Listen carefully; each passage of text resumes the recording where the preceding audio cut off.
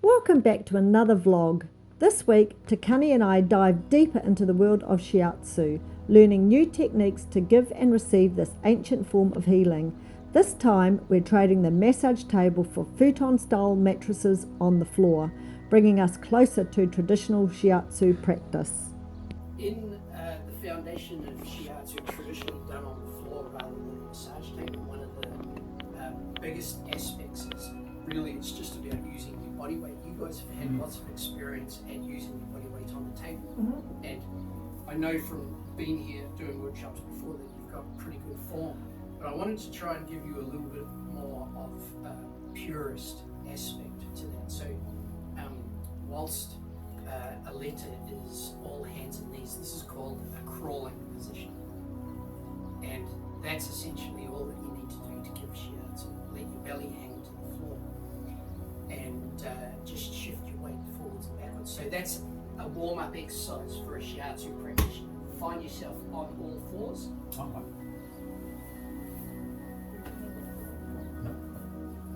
And then all that we're going to do is to look at transferring our weight. So I'm going to push my weight forwards into my hands and then backwards into my feet. So we're not going for a full press up, right? I'm just wanting to until you lean into the hands and then push back. So you'll find that in the development of babies, when they first start, before they even crawl, you'll see them doing this on their hands and knees. So this helps to get joints lubricated, and letting your belly relax also starts to get a secondary curve in your lumbar spine. Because babies are born with just one curve. So it's that simple, right? Backwards and forwards. Doesn't even need to be large. So then from here we're going to start drawing figure of eights with our belly button on the mat, right? So I'm going to take my weight into my left hand and then over to my right hand, and then across the body to my left knee, and then into my right, and then across the body to my left hand, right hand, left knee, right knee. Kani, spread your knees this far apart. Yeah. Nice. So you're drawing that figure of eight, left hand, right hand, left knee, right knee.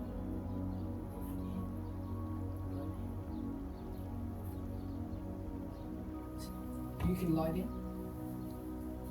Pippa, you can lie down. And then Emma, you can lie down.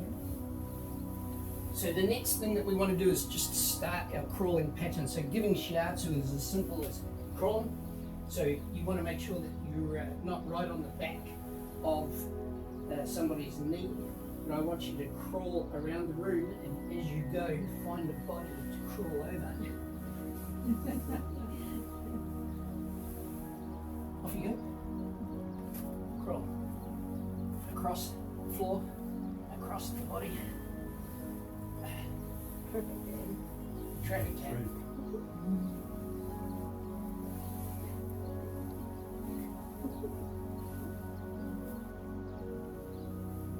That's it, Kani. Hold on now. I'm just remembering what she said to me last night.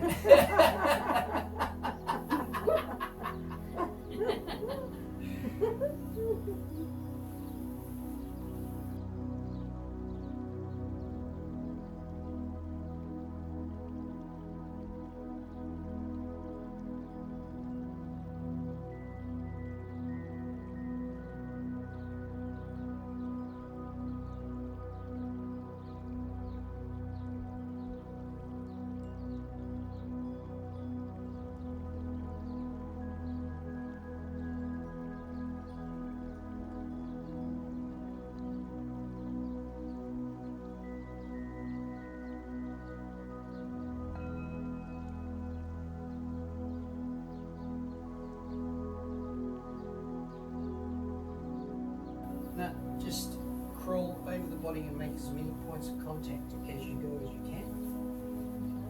If they squeal, you know you've got it wrong. Oh, you got a good point. So this is with your hands and your legs. Yep. Nothing wrong with using your knee. Your neck. your knee, Ah, your knee. But not in my neck. Not in your neck. Both hands. So for those of you who have done lots of work on the table, nothing really changes. Right? The point is to feel what the body's up to and look at your range of motion within the stance that you're in. So those of you who have been working on tables, take that stance and then that's your range of motion territory that you can reach. So I just want you to spend a few minutes working on the body that you're on. Both hands on there, start moving around, feel what that body's up to. So as you're working, you want to remember that you're working with the person's breath, so applying your body weight as if you're crawling, leaning your weight into your hands as the person's breathing out, and then drawing your weight into your knees as they're breathing in. Nice. So here's the rule. If you can't tell, control their breath. You Put my control hand them. over her mouth. No, I'm asking her, take a big breath in. Ask her, take a big breath in. And then breathe out. Breathe out, breathe out, breathe out. So it'll probably only take 3 to 5 commands, and then that'll set her breath, and you'll be able to stop asking. So on the breath in, you push. Yes, and on the breath out, take the weight away. So if it was somebody who was breathing shallow like that, this is a really good example. I'd be like this, take a big breath in. And So you actually pushing the breath out. big breath Before you in. said to the other way around. No. Yeah, on that breath out, you push. And then lean into your own knees and breathe out. In.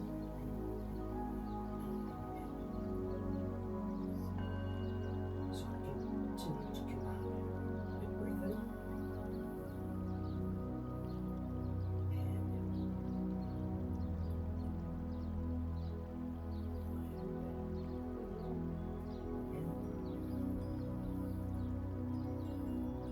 And that's broken. She's got the I'm very slow. No.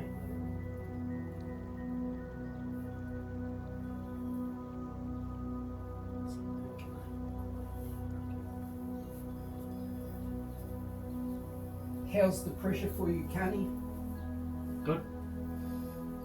I even got into my breathing rhythm. Nice.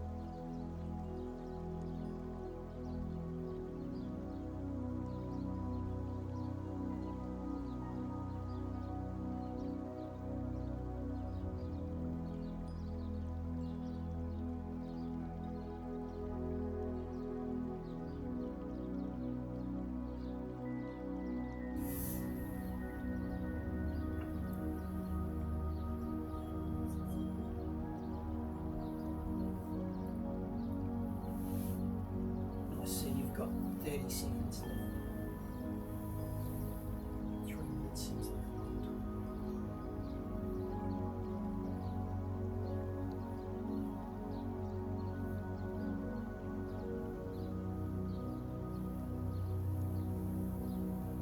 Nice, so you can relax there for me. And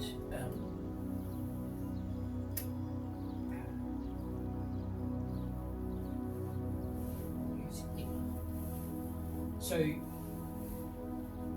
range of motion and territory that you take is terminology that I like to use, right? Most of my analogies often come back to a combat situation because I'm a martial artist, and most of my martial arts are studied in Oriental martial arts that also have relationships to pressure points, Meridian's, Ki and Jitsu, so it is a great help. So the territory that I occupy and my range of motion and where I can reach within that territory is kind of relative to the amount of effort I want to put in. So you have this beautiful form. Right. Nothing wrong with what you're doing, but if I wanted to use this much territory, it means I've got this much range of I see. motion. Yeah. And the amount of effort that I'm putting here, you know, so this would be big dynamic moves, right? Right, So right. I would be saving moves like that from when I was doing big Right. stretches. The rest of the time I want to work, this is the territory, my range of motions here. If I want to be able to reach over there, move to a position where I can now reach, relax, reach, relax, reach.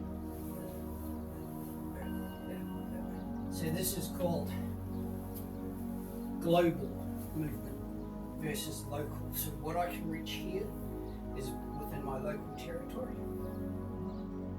And if I want to reach somewhere else, then I need to start moving, taking more territory to reach further, or to totally move, which would be called global, where I now have a brand new set of territory to work within. Yeah. Have we swapped over? No? You can do that.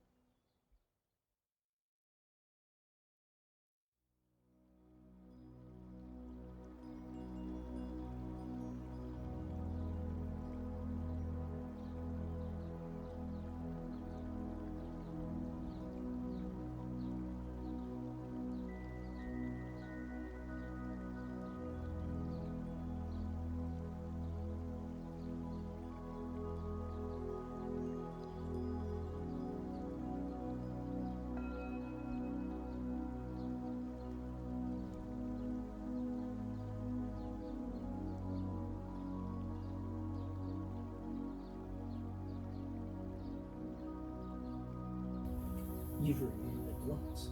Sorry? You've remembered lots. I can tell. No. Yeah. I just, So when you push your weight in and you lean in, can you still do this? Yeah, good. So that just shows that you've still got some sort of relaxation once when the weight's in there. right. Well, You know, if you were like tense like this, you know, you can't wiggle your fingers in. the one thing that I was thinking about was the fact that I'm just letting my weight do it. Exactly. And that's what you want. How does that feel? Okay.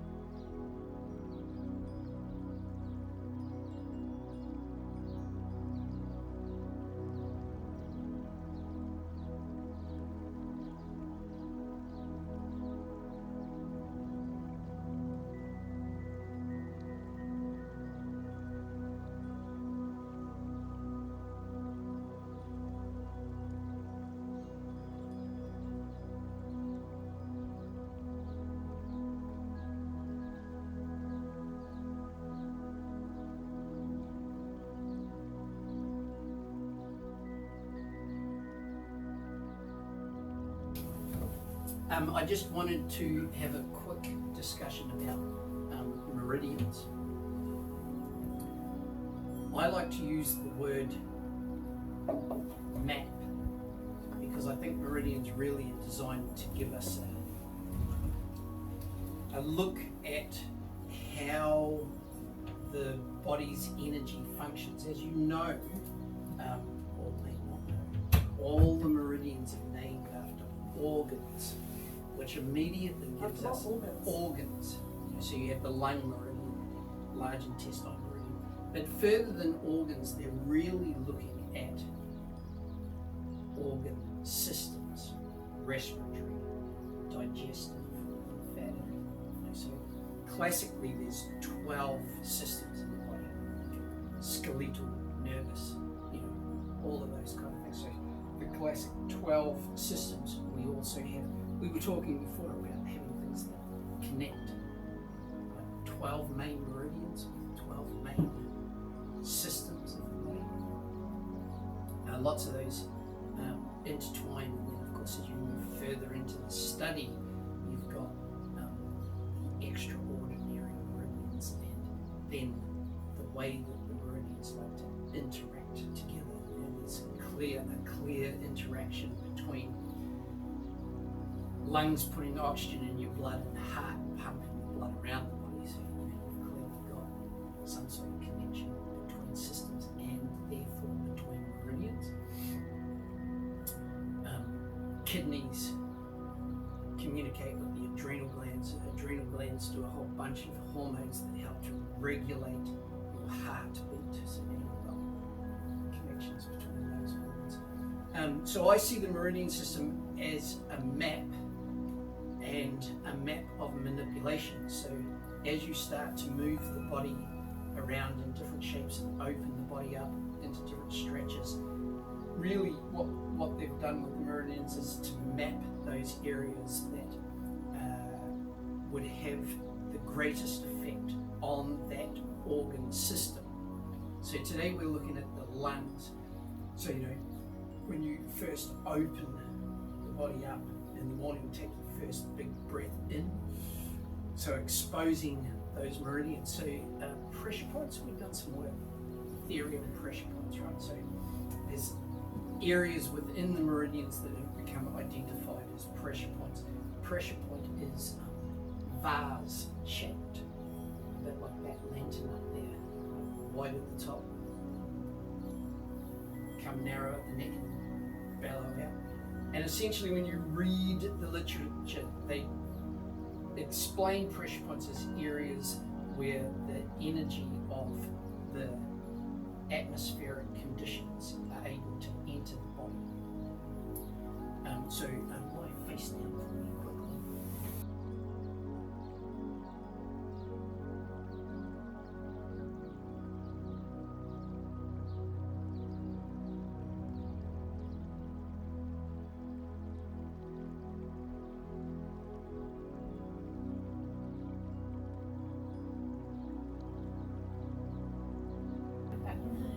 Traditionally, you find that there's positions that we would classically place a client into with the purpose or intention of opening that specific meridian to the atmospheric conditions. So as you see here, Emma laid like this, right? So from a very basic point of view, this would be the heart energy, right? She's quite open to the information that I'm delivering, and she's willing to be the body.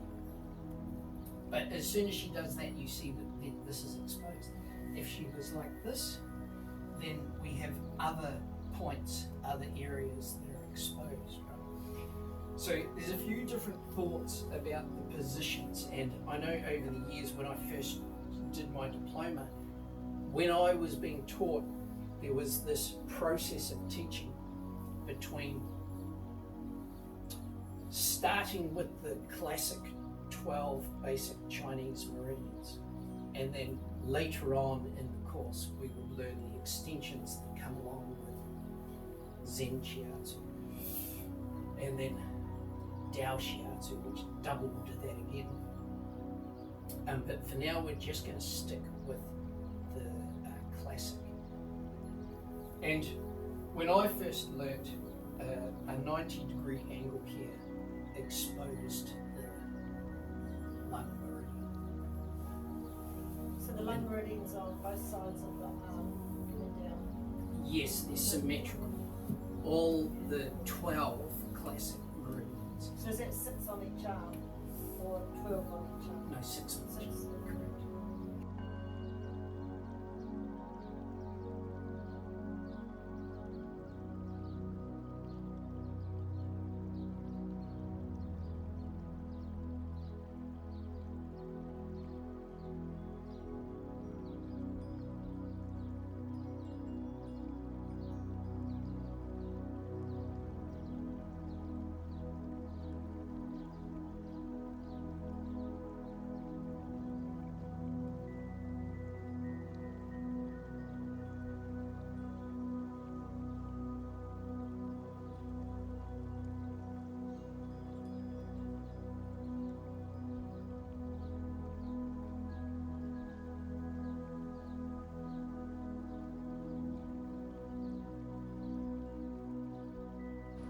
Along with the physical practice, we're also diving deeper into the theory of Shiatsu, understanding the energy meridians and how to align our intention with each touch is just as important as the hands-on work.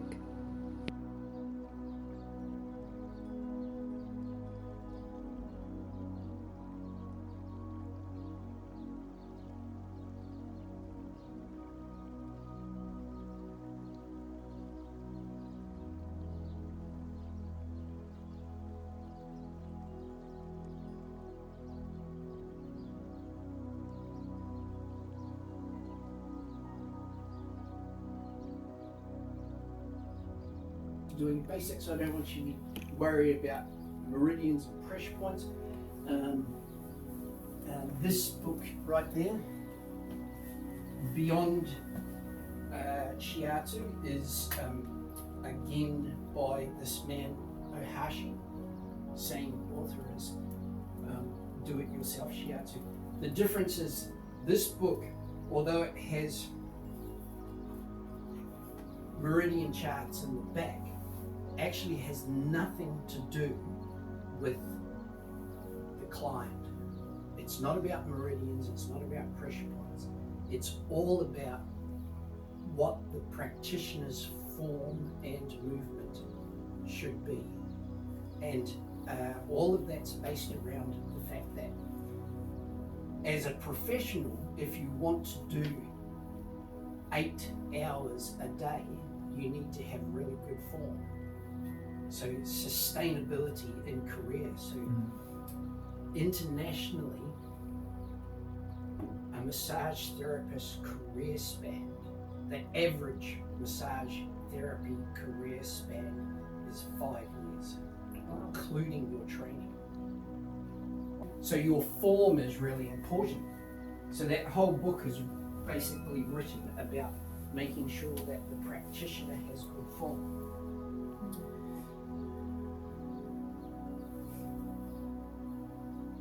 So the very foundation of doing my version of Shiatsu is, I used those terms yesterday.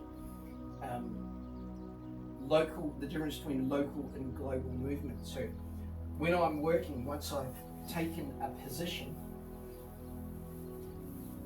and I start working on the body, the territory that I occupy and the range of reach that I have, this is called local movement. So without geographically moving my stance, how far I can comfortably go. By the time I get down there, I'm outside of my control.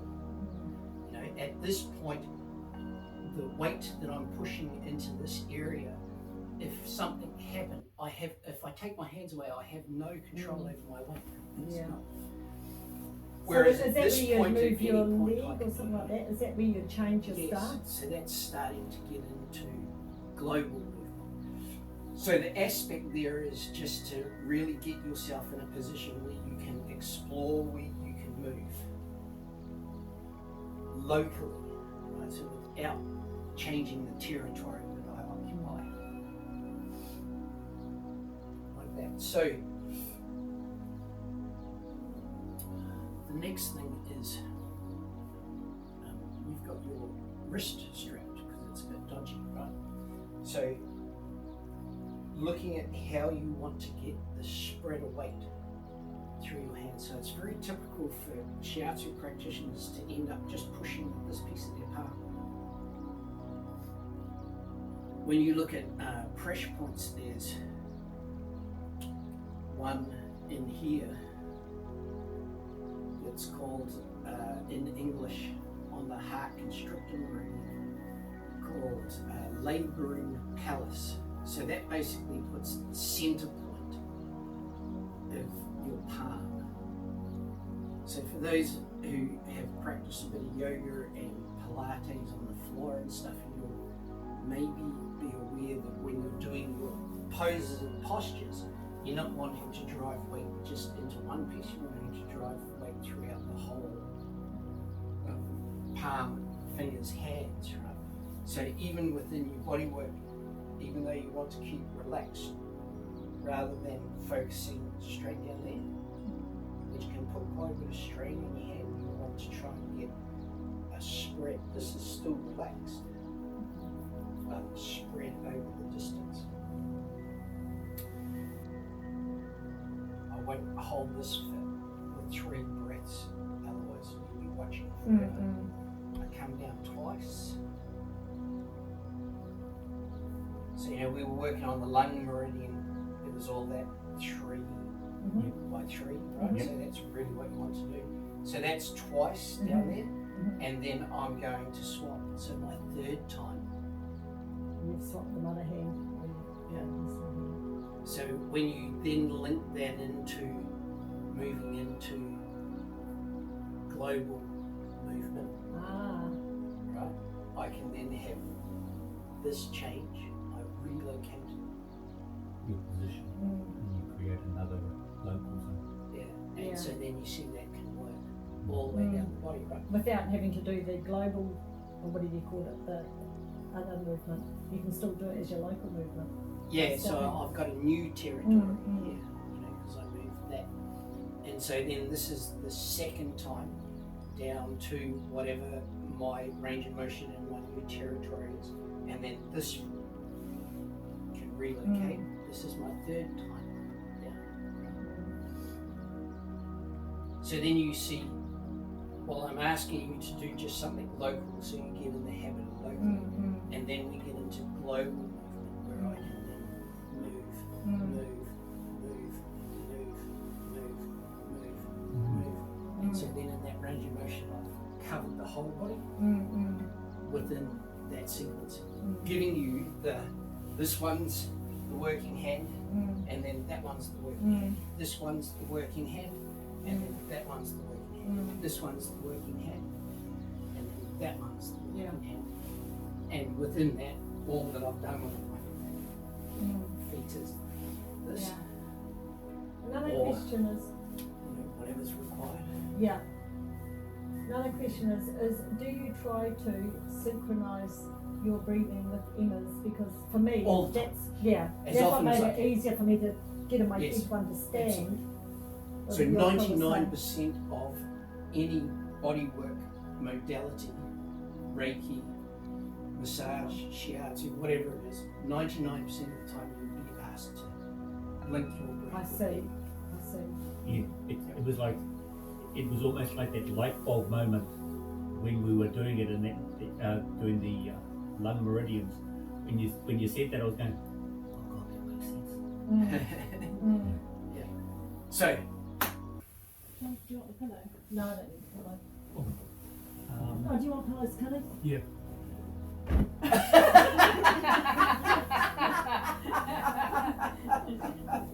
There you go. That's your wife. I was going to say actually that one was actually from Ian was probably a little bit more than.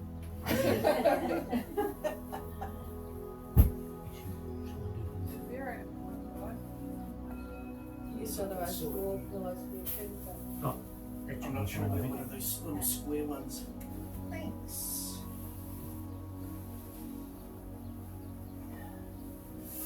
And Kani's neck might be a little tight, so whichever side you would prefer your head turned to, and then if it's this side, we're going to chop this shoulder so that the angle's less.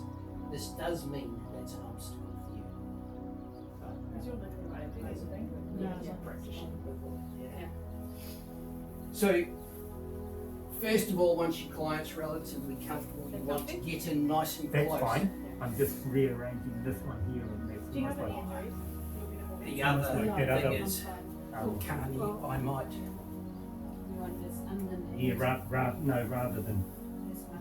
that one there and that would just You probably want to. What about this one? Under his That's feet? the one I'm looking for. Yeah. This one under your ankles, bro. Lift your feet Yeah. up for me. Can I try the purple one? Yes, you may. I'll get it for you. But you're gonna, there's a lot of prep work for you, Ange. Yeah, I'm just thinking exactly that. I need to buy one of those pillows, I need to buy one of these mattresses. I'm so going to get one of these purple things. Yeah, you're going to have to let us know where you get them That's from. So the thing that I want you to do to start with is to get as close as you comfortably can to your client. If you've got pillows and things to deal with, then that might change the distance. But you want to get in, get both hands on, start regulating your breath with theirs.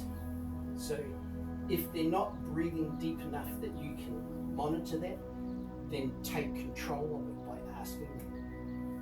Take a big breath in.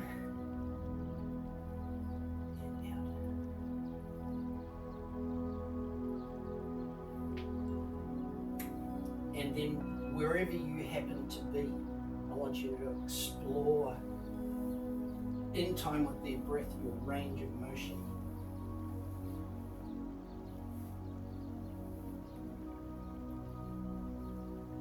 Go from where?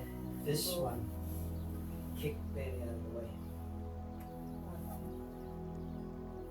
And then you can move right into here. So as you're working here and you're wanting to head that way, so what you really want to do is to get into a Caesar when you're flat your toes on it. I can, yeah. Can you But Yeah. from this position Yeah. where So you're basically it facing feels like your you're hara um, to the area that you're working on on, the breathing you out, can then more, have that range of motion and easily can. Yeah. Simply Your by body just is having moving. this thing out Yeah. or tucking it right in there. Either option.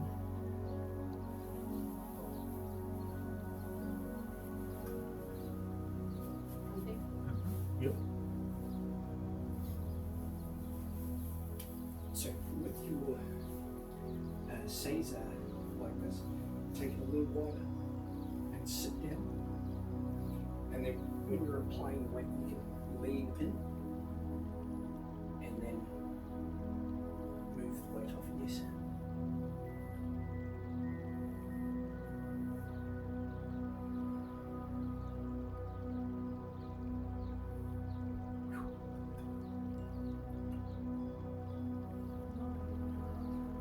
Go and sit there. Put your back. No, it's alright. Let's sort of swap hands to make this Yeah. one. Leave it like that, listen to you.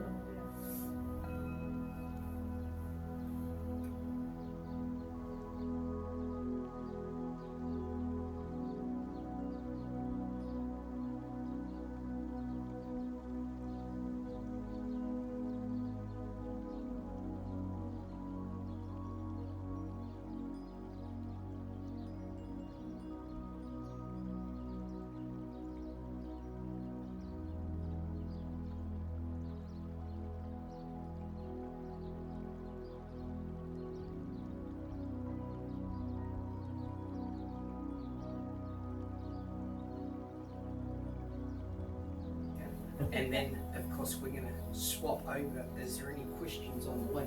So I want to know, what can you diagnose with your eyes about Kani's, for instance, as a guinea pig kind of? Well, there's this huge Yeah, key I well, keep that- looking at there. But that isn't, that's a t-shirt. So because I was thinking the same thing, like when you're diagnosing Emma, I was thinking, how do you see through the shirt? Do you see how the shirt flows on her body?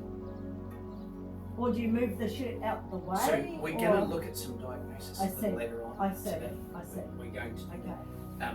But natural materials react much Ah. clearer than synthetics. Yeah.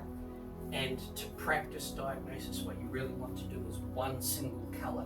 So typically we'd throw a white sheet over the person so that you're also not distorted by colour tones of their clothing. Yeah. But it's practice.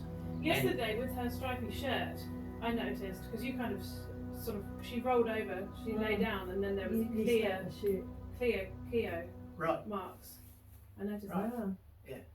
So first of all, it's tuition about what you're looking for, and then it's practice to see what you're looking for. And have the knowledge to know what Yeah. you're looking for. That's right. And then on top of that, you've got the diagnosis zones. So the diagnosis as a technique, and then the knowledge of what area of the body you're looking at, what organ that relates to. So with the diagnosis charts, which we can have a look at. As we explore Shiatsu further, it's important to understand the relationship between yin and yang and how this connects with the concepts of Jitsu and Kyo. On this side of the whiteboard, we have yin and yang, the two complementary forces in nature. Yin represents qualities like stillness, cold, and inward energy, associated with the darker, more passive aspect. Yang, on the other hand, stands for heat, activity, and outward energy, the brighter, more active side. Now, when we apply this to the body and energy work in Shiatsu, we use two terms, Jitsu and Kyo. Jitsu can be thought of as excess, where energy is overactive, similar to yang. It often feels tight, full, or hard to the touch.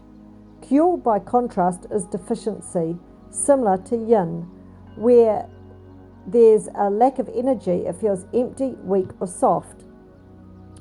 The key in Shiatsu is to balance these opposites. When you feel Jitsu, you want to disperse or soften it. When you find Kyo, you aim to nurture and fill that space. Our goal is always to restore harmony, balancing the body's natural flow of energy between yin and yang, Jitsu and Kyo.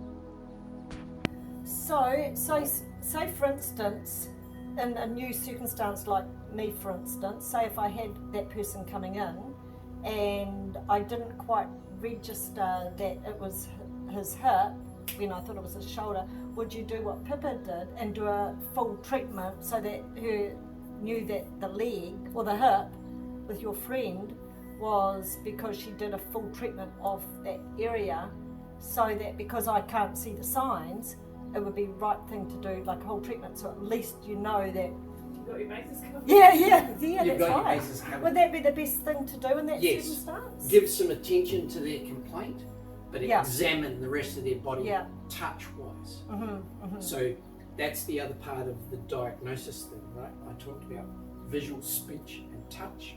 You can do smell, taste, even with the conversational. You can break conversational diagnosis right down into listening diagnosis to their tones, right? So if somebody has a high voice, low voice, squeaky, deep in their speech, you know, like some languages you have to speak where you emphasize the end for male, not emphasize Japanese. for female or whatever, right? Yeah. So they can be diagnosed. I'm not very good at that kind of stuff. Smell. So we were at a workshop with David Clark at his house maybe 2 years ago, and the second day he got up and said to me, you know, kicking around in the morning, chatting before class, he said to me, one of the participants had been to the bathroom, smells like she's got cancer. I was like, okay. He's pretty clever with his diagnosis, smell diagnosis. So Ohashi, gosh, shoes are a long way away. There's one. Give me that shoe. Ohashi do foot diagnosis, so he'll get people's shoes and you can look at where the wear pattern is, all the different organs, So then you're like, oh, you know, the distortions in people's organ functions. And then he's like, this person's still smoking cigarettes. Wow. You know, so, the way that this person's put on lots of weight. And then he goes like this. Don't do it to mine, please don't. No, I'm not going to lick your shoe. But he's like, you can, you know, like, horrible thing to do, but you can tell a lot about a person by. Wow. I'm not going to go there. No. How And I are you often supposed look at to my get clients' the shoes. whole experience? If you embrace. I would love to be able to figure that all out. Well, you know, a lot of that stuff's just practice. Mm, You know, if you focus on practice. I've noticed the wear on my shoes on specific, like it's always consistent. Yep. So So it you'll tells find me I it don't walk properly. in some of those Shiatsu books, they'll have where it Oh, yeah. shows you the zones of, you know, if you're wearing here, it's your bladder. If you're wearing there, it's your liver. To be perfectly honest, there was a little bit of apprehension in the lead up to the Shiatsu massage retreat, noting that a lot of the work in the retreat would be on the floor, and being cognizant of my restrictions as a result of the hip replacements and arthritis. As well as the fact that I had limited experience with Shiatsu, and all of that experience was on a massage table. That said, once we actually got into the retreat, I actually found working on the floor to be a lot better than I thought. My ability to get around the person that I was working on wasn't as difficult as I thought, and my ability to apply pressure as I conducted the massage I found to be really quite good. So I thoroughly enjoyed it. One of the things I did note though was based on the floor work, I knew that it was something that I would not be able to do for a prolonged period of time. However, I believe with practice, who's to say what I can and can't do. So yeah, thoroughly enjoyed the retreat and look forward to other retreats in the future. Kia ora. This retreat was such a beautiful experience, especially as we transitioned to giving Shiatsu on the futon. I found the process of working on the floor really grounding and intimate. It brought a new dimension to my practicing. I enjoyed learning about the lung meridian, discovering how connected our breath is to the body's energy flow, and how to work with this important pathway to remote healing. But what really stood out for me was starting to learn the art of diagnosis. It's incredible how much you can pick up on through touch, intuition, and observation. This process feels so intuitive, like you're tuning into the body's signals in a way I hadn't fully understood before. There's so much depth to explore, and I'm excited to keep growing in this practice. Thanks for joining us on this journey of healing and learning. We hope this inspired you to take a moment for yourself today. See you all next time.